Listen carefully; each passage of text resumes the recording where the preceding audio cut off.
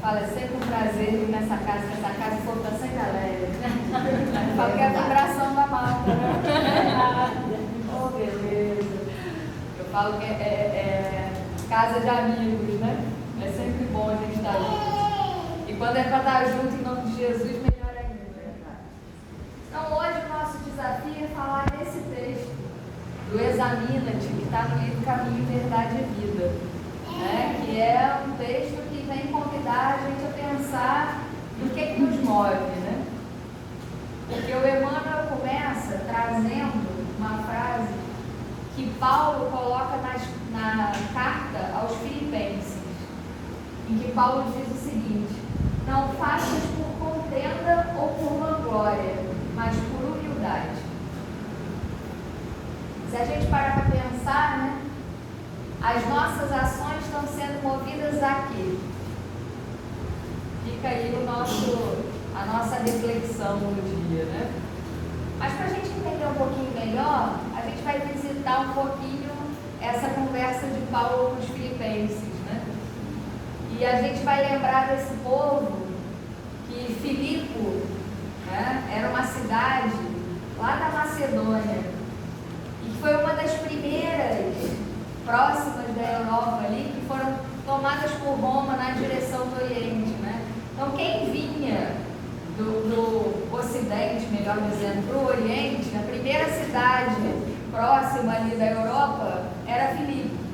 Então saía daquela região da Judéia, dali, vinha na direção e para chegar em Roma, passava primeiro por Filipe. E Filipe era tão a extensão de Roma que eles diziam mesmo que era Roma fora de Roma, de tanto que os hábitos daquelas pessoas ali tinham se habituado a ser parecidos com os romanos. Então aquela população era uma população que seguia tudo que Roma seguia, né? Inclusive o culto aos deuses, né? E Paulo, quando chega lá na sua segunda viagem para começar as suas pregações em nome de Jesus, ele é muito bem recebido. E ao ser recebido ali em Filipe, ele cria um núcleo de trabalho cristão, né? As pessoas que se envolvem com a mensagem do Cristo, que se sentem tocadas por aquela proposta de transformação que Jesus apresentava, ficam encantados com aquela mensagem que Paulo trazia. E não só ficam encantadas, mas se colocam à disposição de que esse evangelho crescesse. Que é talvez o grande diferencial, né? Não basta a gente ouvir a mensagem do Cristo, é preciso que a gente se envolva com ela, né? E aqueles homens e mulheres de Filipe, daquele primeiro momento, foram homens de fé, foram homens de atitude. E Paulo, especificamente nessa carta aos Filipenses, ele começa em agradecimento a esses amigos. Porque como Filipe era uma cidade muito rica, ali tinha muito movimento de dinheiro, mercados, as coisas passavam por ali. Então existia uma certa abastança de condições, né? E aqueles homens ali se movimentavam para que esse recurso chegasse a Paulo, para que Paulo tivesse condições de realizar a tarefa. Porque pensa, né? Paulo largou tudo e saiu pelo mundo pregando o evangelho como Jesus determinou, né? Mas ele precisava de recursos, não só para se manter, mas para manter também inicialmente essas obras que eram criadas, né? Porque quando ele sai e vai para cidades e cria os núcleos, muitas dessas pessoas que começam a participar dos núcleos, elas cortam os vínculos, né, com a pessoa, o homem antigo que elas eram. E muitas vezes com essa estrutura inicial que tinham, né? Então precisavam de um suporte, precisavam de algo que as ajudasse a manter. E esses homens de Filipe foram fiéis nesse propósito. Então quando Paulo começa a carta, ele começa uma carta em agradecimento. E ele fala: eu estou vindo para vocês para poder contar como é que estão as coisas. Porque eu sei que já chegou aí a notícia de que eu estou preso. Olha onde é que Paulo escreve a carta, na prisão. Né? Já começa por aí, a situação não está de facilitar para Paulo. Né? E ele fala, eu vim contar para vocês sabem aí da notícia que eu estou preso, mas vocês não ficam preocupados não. Por quê? É bom sinal. Quando as pessoas ouvem que eu estou preso por causa do Cristo, aqueles que estão em propósito de pregar em nome do Cristo, têm mais força para sair pregando. Porque se eu estou preso e continuo vivo pregando em nome do Cristo, aqueles que virão depois também terão coragem de enfrentar os seus desafios. E se eu continuo vivo, né, pregando na obra do Cristo, é porque alguma coisa ainda tem para ser feita. Quando eu olho para mim, eu fico até em dúvida se o melhor era eu me desligar daqui, me deixar ser preso e ir ao sacrifício final, porque se eu olho para o sacrifício final, eu sei o que eu encontro, e eu tenho a certeza que eu encontro Cristo. Então, para mim, às vezes, até era melhor que assim fosse, que chegasse logo o sacrifício e que eu me fosse para encontrar com Jesus. Mas se eu fico, é porque algo eu tenho para vocês. Existe algo que eu preciso entregar a vocês. Então é por isso que aqui o Cristo me conserva, né? Para que essa mensagem chegue até vocês. E ele vem falando daqueles que, como ele, também pregam. E ele fala o seguinte: nem todos aqueles que vêm depois de mim pregam como eu prego, porque eu prego pelo Cristo. Mas muitos que vêm depois de mim pregam ou por vanglória ou por contenda, não no sentido de briga, mas no sentido de fazer-se melhor que eu. Então muitos vêm querendo ser um orador melhor do que eu, né? Outros vêm para dizer que são melhores mesmo, né? Se vangloriam que Jesus está colocando eles à disposição do serviço. Então olha onde Jesus me colocou, né? Estou aqui, então estou numa condição melhor do que aqueles que caminham ao meu lado. E que isso era necessário que a gente atendesse, né? Atentasse. Porque a nossa preocupação não tem que ser preocupação conosco, mas com os outros. Com aqueles que vêm junto conosco e que caminham ao nosso lado. Se o instrumento está em nossas mãos, é para que seja colocado para aqueles que estão ao nosso redor. E aí ele reforça que era preciso que a gente se comportasse como Cristo. Não que a gente se comportasse como a gente gostaria, mas que a gente fizesse o que o Cristo fez. Ele, que tinha tanta ligação com o Pai, que entendia tanto do divino, se reduziu à posição de homem. Veio viver como nós, passar pelos mesmos desafios, pelas mesmas dores, mas que entre nós, ainda assim, se fez exemplo do divino. Olha o desafio que Paulo está botando para eles ali e que está chegando para a gente. Então, a proposta daquele trabalhador inicial do Cristo, né? Naqueles momentos de adversidade, Paulo tinha um desafio muito grande, né? Porque Paulo estava falando para pessoas que tinham crenças diferentes, que tinham possibilidades de adoração diferentes. Nós hoje, graças a Deus, estamos falando para cristãos. E a gente acha que todo mundo que está sentado, que está se intitulando como cristão, está em nome de Jesus. E aí é o primeiro grande diferencial que essa lição tem que trazer para a gente, né? Porque o fato de eu estar seguindo Jesus não quer dizer que eu estou seguindo a serviço de Jesus. Porque ir a serviço de Jesus é se colocar na posição que o Cristo nos convida.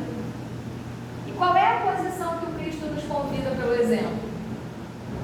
Essa que Paulo falou. Daquele que se despe das suas maiores riquezas, daquele que se despe muitas vezes dos seus maiores potenciais e se coloca à disposição do encontro com o outro. Na vida que a gente leva, muitas vezes a gente quer impor o Cristo através das nossas condições. Ou a gente impõe Jesus pelo conhecimento, né, e a gente quer que as pessoas entendam aquilo que a gente está dizendo.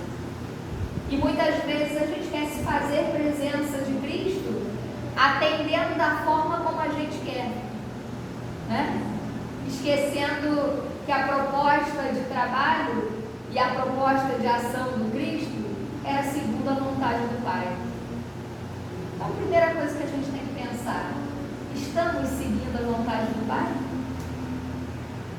Nós temos parado para refletir nas nossas andanças pelo mundo, na nossa vida para lá e para cá, na nossa semana corrida, se nós estamos a serviço do Pai?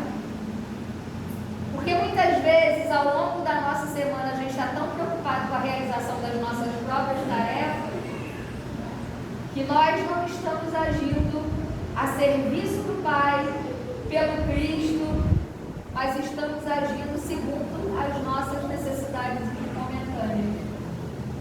A gente está preocupado com comer, a gente está preocupado com aquilo que a gente quer ter, a gente está preocupado com a nossa forma de intervir no mundo, esquecendo que os convites muitas vezes estão ao nosso redor e a gente está dizendo não.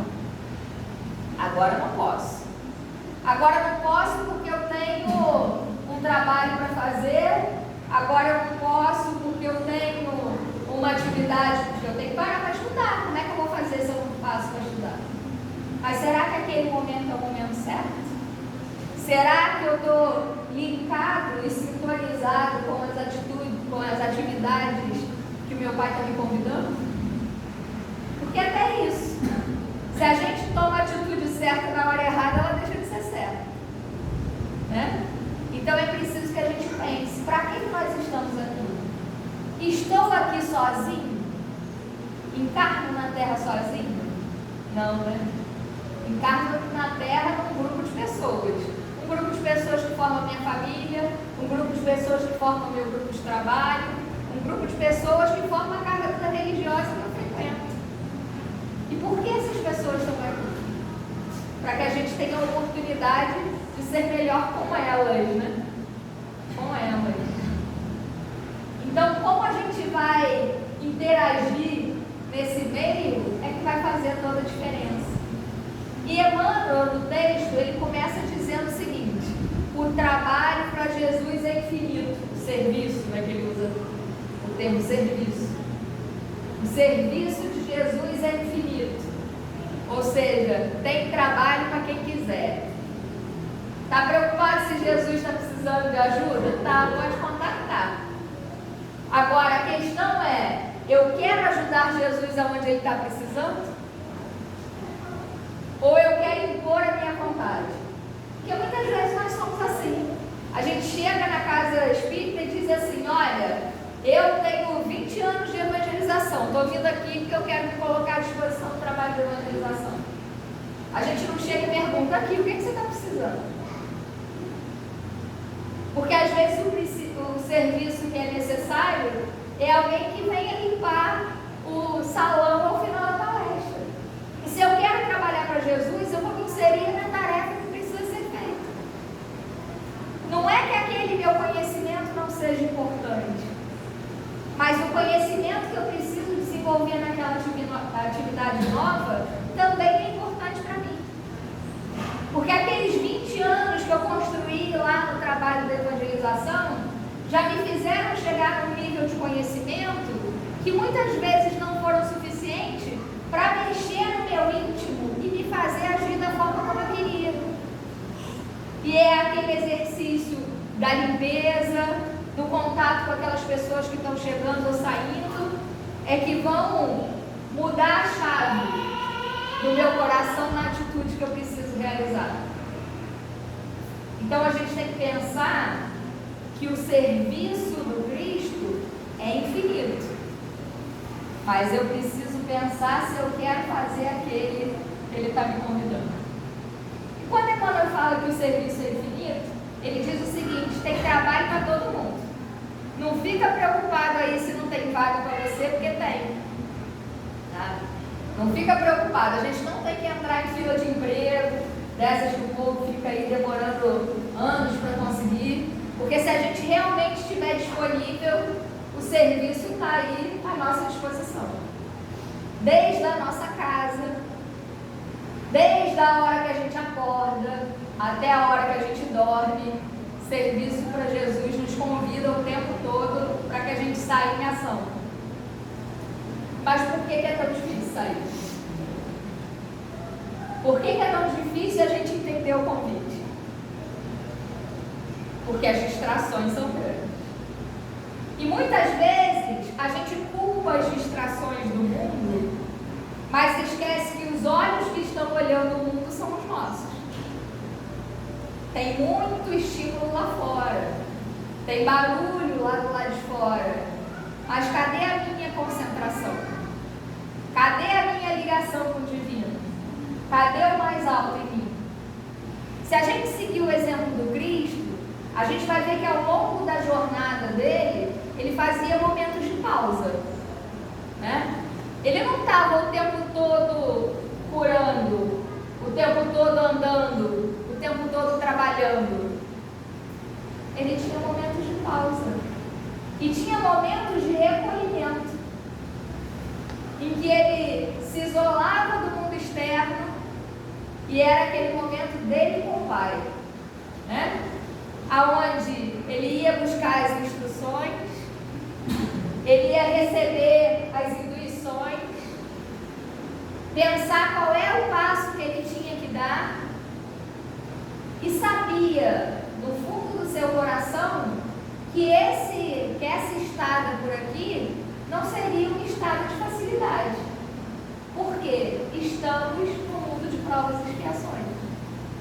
Se a gente não deu conta até hoje, vou reforçar: estamos no mundo de provas e expiações, em transição para a regeneração, mas que para ser regenerado precisa da gente. Se é um mundo de provas e expiações, o que a gente espera encontrar aqui? Provas e expiações. Seria diferente para o Cristo? Não. Porque se ele esteve entre nós para se fazer exemplo, ele precisava passar pelas coisas que a gente passou. E o Emmanuel, nesse texto, ele vem dizer o seguinte: que a experiência humana não é uma estação de prazer. Olha aí. Se não é uma estação de prazer, não vai atender 100% das nossas alegrias. Porque o mundo às vezes nos engana, dizendo que para a gente realizar uma atividade, a gente precisa estar satisfeito com ela, né? A gente precisa estar feliz na realização daquela tarefa, em plenitude, só vou fazer aquilo que me faz bem. Só que eu tenho que parar para pensar que quando eu entendo que eu sou um espírito eterno, a minha métrica muda. Não dá mais para eu olhar para as questões do mundo e achar que só a saciedade da matéria me contempla. Então, quando eu entendo que eu sou um espírito eterno, eu tenho que pensar também na satisfação do espírito. Isso quer dizer o quê?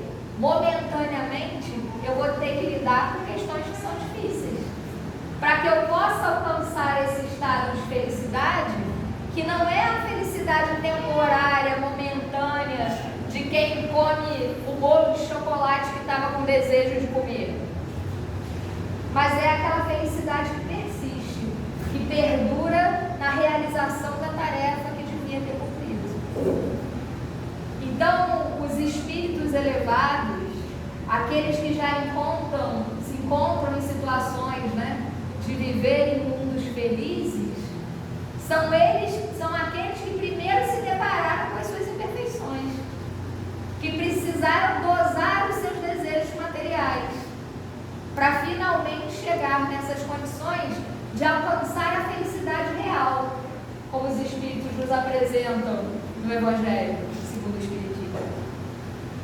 Então é preciso que a gente pense nisso. A Terra não é uma estação de prazer. A gente não vai estar o tempo todo sendo satisfeito. E a gente precisa começar a mudar o nosso olhar. Porque a gente tem muita intenção de que alguém está nos retirando de algo.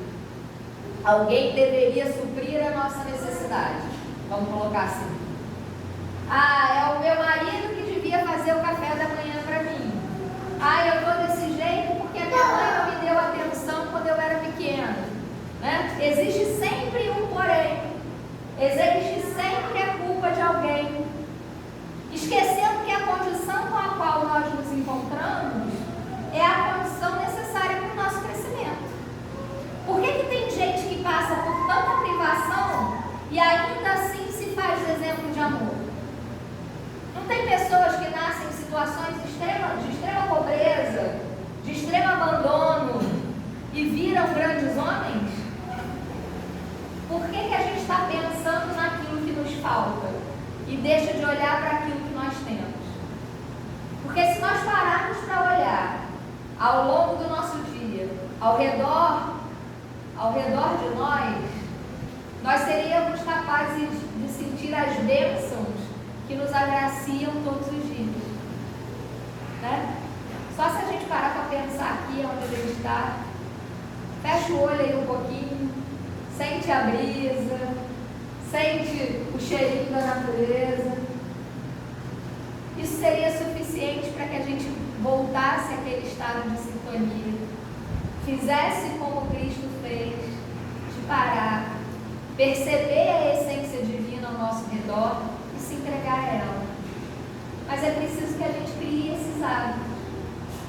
Enquanto eu passo na minha vida vendo só as dificuldades, fica difícil da gente enxergar as bênçãos que estão ao nosso redor, né? Mas eu tenho que entender que isso aqui não é instância de prazer. Aqui não é parque de diversão, que a gente vai estar rindo o tempo todo, comendo algodão doce. A gente está aqui para quê? Para se transformar, para chegar ao estado de perfeição, que a gente já entendeu que a gente precisa chegar. A gente já conhece a nossa meta, a gente sabe que a gente vai ser espírito perfeito. Dá para ser espírito perfeito carregando imperfeição? Porque a gente faz assim, não, só um pouquinho, né? Ano que vem eu me livro desse vício. Ano que vem eu entro na dieta, né? Daqui a pouquinho. Dá pra gente chegar à perfeição carregando um hábito ruim? Não, né? É preciso trocar. É preciso mudar. E quando eu penso nessa proposta do que está me movendo, eu tenho que pensar em que direção eu estou indo. Se quem me move é a intenção de servir o Cristo, eu estou sendo convidado a ser no mundo como Ele foi. E aí quando a gente pega a vida dele para ver, a gente vê que não foi pavimentado o caminho. Tiveram muitos momentos de desafios. Muitos momentos de desafios, inclusive com aqueles que a gente considera amigo. Né? Basta a gente lembrar do momento final, né, do Judas, que era um amigo, sendo aquele que indicou quem era o Cristo. As intenções eram aquelas que ele esperava? Não, não eram. Ele não queria acusar Jesus, a gente sabe disso, né? A Amélia Rodrigues vem falar pra gente, explicando a intenção de Judas, né? Falando que ele tinha intenção só de agilizar o processo, né? Que ele achava que se o Cristo fosse preso, os cristãos se mobilizariam para que aquele movimento do reino de Deus fosse mais rápido. Não era a intenção dele a prisão, a cruz, né? Mas era ali, era amigo do Cristo. E muitas vezes aqueles que caminham conosco, caminham como Paulo está dizendo, com intenções diferentes daquelas que a gente espera. Mas o que nos cabe? Analisarmos o comportamento daqueles que estão ao nosso redor ou nos preocuparmos com o nosso e com a parte que nos cabe? Porque se o trabalho é grande e se existe tarefa para todo mundo, todo mundo tem que estar do nosso lado. Quer dizer que ao nosso lado vão sentar aqueles que às vezes pensam como nós, são parceiros e a gente divide os ombros, mas vão sentar ao nosso lado também aqueles que são grandes desafios da nossa jornada. Muitas vezes aquele inimigo de várias encarnações anteriores, que estão ali esperando o nosso deslize, né? Que estão esperando a nossa distração para fazer o apontamento. Mas se eles estão seguindo Cristo, o compromisso é deles. Eu tenho um compromisso meu de seguir. E é esse desafio que a gente tem que começar a trazer para a gente. Não interessa quem está sentado do meu lado. Se é o espírito mais elevado ou se é o espírito mais difícil, é um irmão meu em Cristo. Porque o Cristo não nos apresentou esse Deus como um pai de amor, que não abandona nenhuma das suas criaturas. Então, se eu caminho em Cristo, eu também tenho que caminhar com essas intenções. Ninguém é deixado para trás. A última ovelha vai ser buscada pelo pastor. E o pastor muitas vezes se utiliza do cão amigo, né? Que vai lá buscar. O pastor Jesus muitas vezes se utiliza daqueles cães que ainda estão no caminho, passando pelo desafio do campo, que somos nós, para buscar a última ovelha.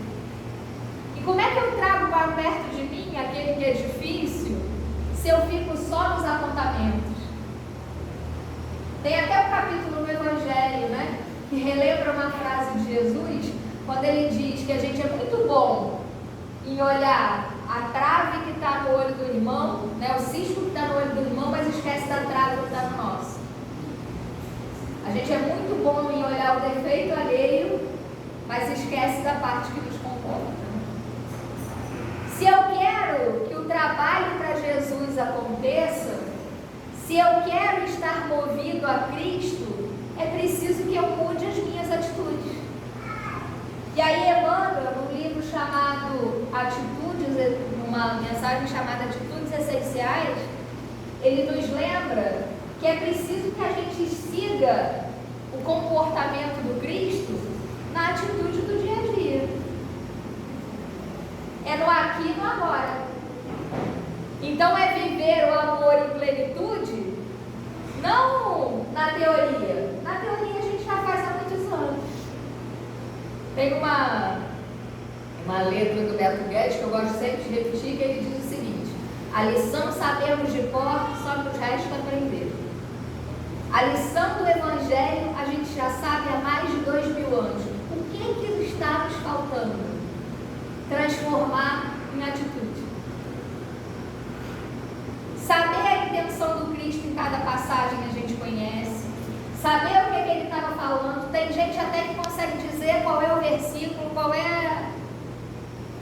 Mas o que está nos faltando? Transpormos no papel. Então a gente já entendeu que conhecer só não basta. Copiar a atitude só não basta.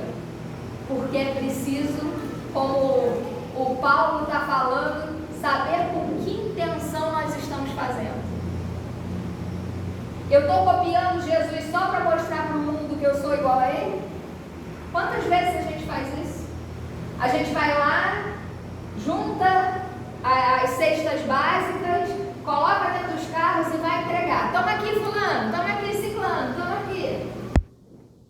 A gente está se preocupando com fulano, beltrano, ciclano. Paramos e fizemos como o Paulo. E aí, como é que estão vocês?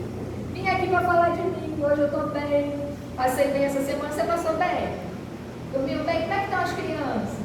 Ih, fulano teve febre, o que está acontecendo? Será que tem alguma coisa aí que a gente pode fazer nessa janela para o frio passar? Né? Isso é exercício da vivência do Cristo. Eu não sei se vocês já tiveram a oportunidade de assistir aquela série The Chosen, né? Que faz o Evangelho, né? eles estão trazendo um olhar do Cristo que é muito interessante para a gente. Porque eles estão trazendo uma vivência do Cristo no acampamento, né? Com os homens. E é essa visão que a gente precisa ter mesmo. Dele no dia a dia. Como é que seria Jesus no café da manhã da sala da minha casa? Se Jesus estivesse sentado ali, como ele se comportaria? E não basta eu copiar o comportamento. Eu tenho que ter a mesma intenção dele. A intenção de servir ao próximo, de conviver e interagir com aquele que está ao nosso lado. Porque as palavras são muito boas. E às vezes a gente acha que as palavras são nossas. Mas a espiritualidade está aqui, ó, soprando de monte. Então repetir as palavras que a gente estudou e que eles estão aqui intuindo é fácil. Agora, transpor em atitude, em ação e emoção é o que nos falta. Então a gente pensar, né, que nessa tarefa cada um vai fazer aquilo que pode. É como aquela passagem do semeador, né, em que ele conta que a semente caiu e algumas sementes caíram em terra boa. Mas aquelas sementes que caíram em terra boa não produzem a mesma coisa, vocês já repararam?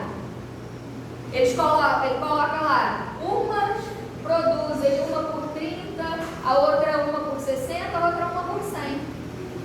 Uma semente dá 30, uma semente para o outro dá 60, outra semente dá 100. Cada um dá aquilo que pode dar, porque somos indivíduos diferentes. E não somos indivíduos diferentes só nessa história. Porque se a gente parar para pensar nessa encarnação, cada um veio de um lugar. Cada um construiu uma história. Cada um tem facilidades e fragilidades que lhe são próprias. Mas se a gente pensar que além dessa história aqui, nós temos uma série de encarnações para trás, os nossos desafios são grandes. Mas a gente está no lugar certo com os instrumentos certos. Porque se o nosso Pai é de amor e de misericórdia, Ele não nos colocaria numa prova que a gente não tem condição de enfrentar. Né? Mas muitas vezes, o que nos falta é a fé. Lá naquele texto do Evangelho, quando ele fala do poder da fé, né, que ele lembra da passagem de Jesus, que é aquela passagem de Jesus com os discípulos. Jesus tinha saído, tinha mandado os discípulos irem, ó, vocês pegam, vão em dupla. Ele não mandava ir sozinho não, porque ele sabia ainda da nossa dificuldade. Vai em dupla, junta aí 2 a 2 e sai pelo mundo a pregar o Evangelho. Sai para fazer tudo aquilo que eu ensinei. E eles saem, vão lá, estão pregando, estão impondo as mãos, estão fazendo as curas, até que chega um menino obsediado. E aí eles vão lá, tentam, não resolvem, tentam, não resolvem. Jesus chega.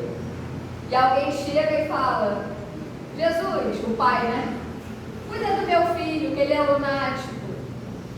E os discípulos olham para ele: ó, a gente já tentou aqui, mas não resolveu. Né? E aí Jesus vai lá e conversa com aquele espírito. E o espírito se afasta, e o menino se cura. E ao final do processo, os discípulos vêm para ele e falam: Jesus, o que aconteceu? Você mandou a gente fazer. A gente foi lá, ouviu tudo que você tinha dito, seguiu você aí pelos caminhos da Galileia todo, né? Vivenciou cada coisa, reproduziu tudo aquilo que você fez. Por que você conseguiu e a gente não? E ele fala para aqueles discípulos, né? Ó raça de homens sem fé.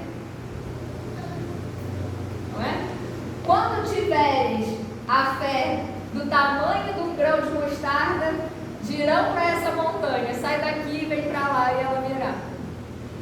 Não é? Então, muitas vezes, nos falta esse potencial de acreditar na semente divina que mora dentro de nós. Porque se nós somos filhos desse Pai de amor, nós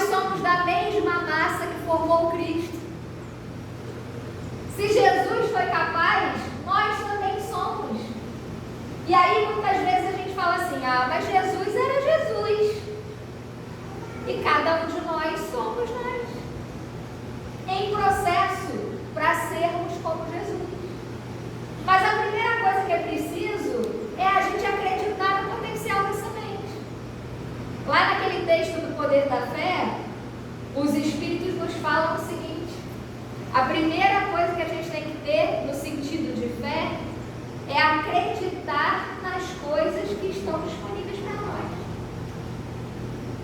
Isso quer dizer o quê? Deus nos coloca aqui no desafio, mas não nos coloca abandonado, não. A gente veio, mas a gente veio com um ingrediente para fazer o bolo. Não está sozinho, não. Ah, vai lá e faz um bolo, mas não tem farinha. Não tem farinha. Ah, tem ovo. Procura aí que tem. Mas às vezes a farinha e o ovo não estão assim em cima da mesa, na facilidade. Às vezes é preciso ir no galinheiro, buscar, subir escada, descer escada, né? Lidar com o desafio da galinha correndo atrás, para que o ovo possa chegar e virar bolo, né? Então todos nós estamos passando por esses desafios, mas é preciso a gente acreditar nesse potencial, porque se eu não acredito nisso, fica muito difícil, né? Quando a gente olha para o mundo à nossa volta e a gente vê a Terra se movimentando, que não está fazendo mais nada do que o ciclo da natureza dela, não é? Faz parte do ciclo da natureza dela esse movimento. Quando eu vejo a Terra se movimentando, quando eu vejo um político corrupto lá na televisão, quando eu vejo a dificuldade das pessoas passando fome, eu falo: que Deus é esse? Que Pai de amor é esse? Mas quando eu penso que cada um de nós estamos na situação necessária para o nosso crescimento, que nenhuma dessas situações está sendo colocada em vão, eu penso no potencial da transformação da semente. Para aquele que não soube utilizar o bom recurso que tinha, a abundância que estava nas suas mãos, às vezes passar pela escassez é instrumento. Porque se a gente não sabe utilizar do recurso que a gente tem, às vezes é preciso a gente valorizar aquele recurso que a gente não soube utilizar, né? É o instrumento da vida, né, se colocando à disposição de nos tornarmos perfeitos. Então, pensar em ser na intenção de Jesus é nos colocarmos à disposição de sermos como Ele. Isso quer dizer, enfrentarmos as nossas adversidades, enfrentarmos os nossos desafios, passarmos muitas vezes por situações que não são prazerosas, mas são aquelas que nos convidam a ser mais. Vocês acham que passar pela cruz foi bom? Não, né? Mas, diferente de nós, que estaríamos ali só preocupados com a nossa dor, ele sabia por que ele estava ali. Ele entendia a grandeza de ser exemplo. Como Paulo, que estava ali preso. A gente, se tivesse preso, estava o quê? Reclamando da vida, né? Dizendo: ah, meu Deus, que coisa injusta, eu estava trabalhando para Jesus e eles me prendem. A minha intenção é boa, a minha proposta é boa e o povo está me dando pedrada. Paulo não. Estava ali agradecendo a prisão e sabendo da importância de ser exemplo para aqueles que viriam depois. Isso quer dizer o quê? Que quando a gente se compromete com Jesus, é preciso, às vezes, fazer essa mudança de chave. Às vezes a adversidade vai bater na nossa porta para que a gente mostre que é possível passar por ela.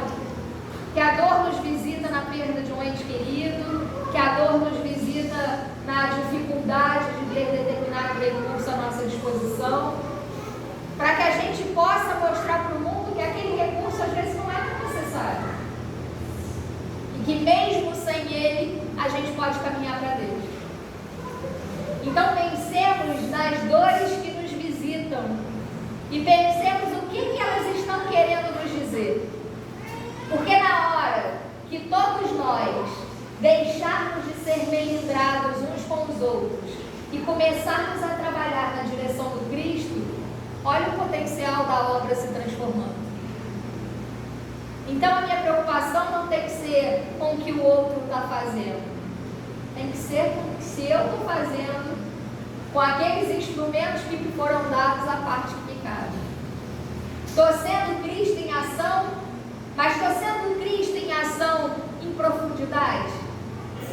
Eu estou deixando transparecer o Cristo no mundo através das minhas mãos? É a prece de Cáritas que diz, né? Que eu possa ser um espelho aonde vai se traduzir a sua imagem. E a gente tem que pensar que quanto menos prateado tiver no espelho, mais transparente ele é, não é? E a gente vai chegar no dia em que a gente vai ser tão transparente que a gente não vai mais oferecer resistência para que a ação do amor possa acontecer na Terra. Porque enquanto a gente ainda tem os nossos brilhos, a gente vai pontuando e afastando o amor do mundo. Que a gente diz, por essa cidade eu não ando. Nesse caminho, vou visitar essa família que passa por essa situação. Ah não, nessa casa aqui, vou entregar a cesta básica para ele vai vender. Não é? Quantas vezes nós não somos assim? Nós vamos cheios de julgamento, esquecendo que às vezes a cesta básica é só o motivo que Jesus está trazendo para que a gente entre naquela casa. Nós não estamos trabalhando só com material na assistência para Jesus. Nós estamos trabalhando com esses seres eternos que estão em modificação. Então, nesse trabalho, é preciso a gente lembrar que todo mundo é importante, mas que também, às vezes, é preciso dizer sim, sim, não, não. Tem uma mensagem do Emmanuel que também chama o não na tarefa, em que ele nos fala da importância de dizer o não algumas vezes. Que nem tudo pode ser sim, né? Não basta só a gente atender os prazeres. Tem hora que o não é necessário, o não é educativo, o não nos faz crescer. Quantas vezes é numa situação de negativo em que a gente não tem o que a gente quer, que a gente cria um novo artifício, uma nova forma de fazer, que a gente descobre em nós uma habilidade que até então a gente não tinha. Então, às vezes, é preciso também a gente dizer o nosso não para o mundo, mas que o nosso não venha carregado de dureza, mas que o nosso não seja carregado de amor. Se eu entrego àquela pessoa que está passando ao meu lado uma dificuldade, um não, porque eu não consigo alcançar, esse não, ele tem que ser compartilhado no amor, né? É a gente lembrar daquele momento do Bezerra de Menezes, lá na escadaria da Federação Espírita, né? Quando ele já não tinha mais o anel, que ele já tinha dado para alguém comprar uma cesta básica que precisava, um remédio que precisava, e ele já não tinha mais nada nas mãos. E chega um homem pedindo a ele ajuda, porque ele estava passando fome, a família carecia de bens materiais, mas ele não tinha mais. A conta da farmácia já era enorme, de tanto que ele mandava os outros comprar lá, e ele não tinha mais. Então, naquele momento, ele precisou dizer o não para a matéria, mas ele disse o sim para o espírito. Ele olhou aquele homem, trouxe para perto, deu um abraço fraterno e entregou naquele abraço fraterno as vibrações de Maria. Pediu que Maria olhasse por ele, que ele não tinha o que oferecer naquele momento, mas que ele tinha certeza da grandeza do amor de Maria e que ela atenderia esse irmão. E assim foi, né? Dentro de alguns dias o irmão volta para confirmar para Bezerra, né? A grandeza daquele amor de Maria, pois havia chegado naquele mesmo dia, na casa dela, alguém trazendo uma cesta de compra. Então o nosso não com amor também transforma. Que a gente não tenha o não como um grande grilhão, porque às vezes existem tarefas que a gente ainda não é capaz de fazer, e que a gente fica insistindo em fazer, achando que tem que fazer, porque Jesus está esperando por nós, mas às vezes a gente não dá conta, e é preciso a gente dizer não. Olha, isso eu ainda não consigo alcançar. Eu vou parar um pouco, vou me instrumentalizar, porque eu sei que com Jesus eu posso. Mas o meu não está sendo dado com amor. É um não para preparação. É um não para eu me transformar em algo melhor capaz de realizar. E não o não do abandono. Então saibamos nos colocar à disposição do Cristo, não com intenção de nos vangloriarmos, não com intenção de sermos melhores, não de nos fingirmos de exemplo para o mundo, porque a gente pode parecer muita coisa, mas nós espíritas sabemos da nossa realidade, e na hora que formos chamados ao plano espiritual, seremos só nós e Deus. Então que a gente saiba ser encontro com o Cristo aonde nós estamos. Examinemos, né, como o Emmanuel nos convida, nos coloquemos à disposição de todos que caminham a nossa volta.